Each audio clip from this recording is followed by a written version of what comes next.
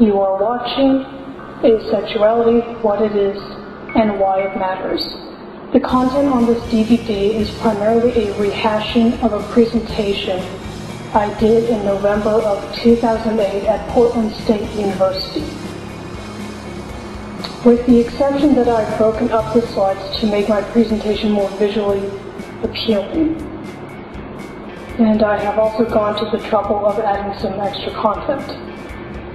So, getting started, going across the bottom of the slide from left to right is Anthony Bogart, Joy Davidson, Lori Brotto, Barnaby Barat, Cynthia Graham, and David J. If you can't see what is written on the screen, it says, fuck sex. Before I can talk about asexuality, it is necessary for me to define what asexual means. And to do so, I'm going to pose a question to you: what is an asexual? Is it a term used to describe autonomous reproduction, which people usually think of as being characteristic of single-celled organisms, but can include species of plants and fungi as well? Or is asexual a term used to refer to people who generally are not interested in sex? Or is an asexual a person who does not experience sexual attraction? Or Godzilla? I have given you 4 choices, so what is the answer? This was really a trick question because I wanted you to think. The word asexual is used in a number of different ways, and its definition depends on the context it is used. So all the possible responses are correct. But for purposes here, unless indicated otherwise, when I use the word asexual, I will be referring to a person who does not experience sexual attraction. It is in fact because of concern that people will automatically think asexual reproduction when they use the word that some asexual people prefer the word non-sexual to asexual. So now that the word asexual has been defined, I can talk about asexuality. Asexuality is a sexual orientation characteristic of people who do not experience sexual attraction to people of either sex. For people who need a visual, here is another way to conceptualize it. Michael Storms wrote a paper to propose another way of conceptualizing sexual orientation, whereas Kinsey conceptualized sexuality as existing along a continuum between exclusively heterosexual and exclusively homosexual.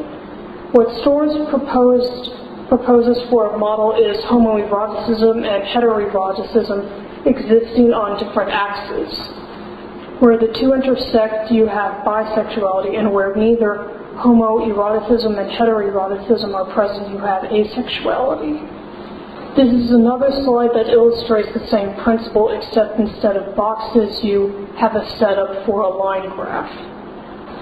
I feel this is a little redundant, but people, when they first learn about this, have difficulties understanding it, and often get the idea asexuality is abstinence, celibacy, or chastity, and it is not. Your sexual behavior does not determine whether you are asexual, heterosexual, homosexual, bisexual, or pansexual. Abstinence relates to not engaging in a particular activity, but is usually used in reference to sex. Celibacy is the same thing as abstinence, though it usually has a religious significance and can also include people who choose not to get married, as I understand it. Chastity refers to holding on to your virginity until a person is within the socially acceptable confines of marriage. I'm not going to elaborate on this right now in depth, but with the increasing attention asexuals are receiving from the media and academic scholars, it is being debated whether asexuality is a disorder or has its origins as an undiagnosed, untreated medical psychological problem. More on this later. So why is it that only within the past few years asexuality has become a hot topic of discussion? Why is it only now there exists a community of people who define themselves based on not experiencing sexual attraction? Here are a few of the reasons why I think it has only come about now. The way society is structured politically, socially, economically, and religiously all conspire to restrict or expand what we can or cannot do. If you are a woman living in a strongly patriarchal society and neighbors are watching neighbors to report or tattle on people who are not falling in line, chances are you will only get caught making a mistake once.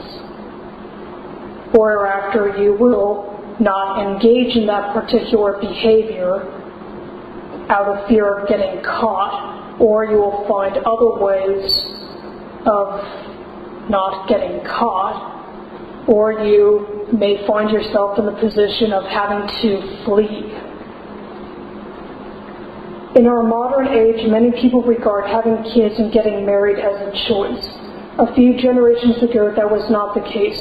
In fact, for many centuries, getting married, having kids, was what has been expected and was the practical thing to do as a means of acquiring and passing on land, wealth, and social standing. You can imagine the trouble an only son of a prominent family might be in if he told his parents he wasn't going to go through with the arranged marriage and says he wants to marry for love. Urbanization. Urbanization, referring to having a lot of people crammed into a given area, does two things. It makes it possible for subcultures to form and be sustained, and social norms tend to be weaker because people have more options and are not as limited. In my opinion, this worked as a medium for facilitating a sense of group identity among people who were gay, lesbian, bisexual, transsexual, who shared similar experiences in terms of the discrimination and prejudice they had to deal with, which result in people organizing and creating a movement to change society.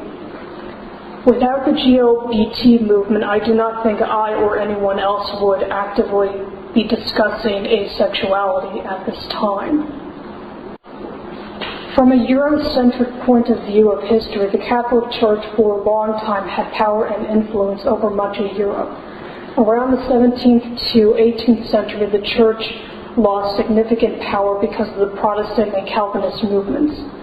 Around this time, the ruling monarchies are shifting their alliances from that of the church establishment into people and individuals who are in the business of trade and commerce.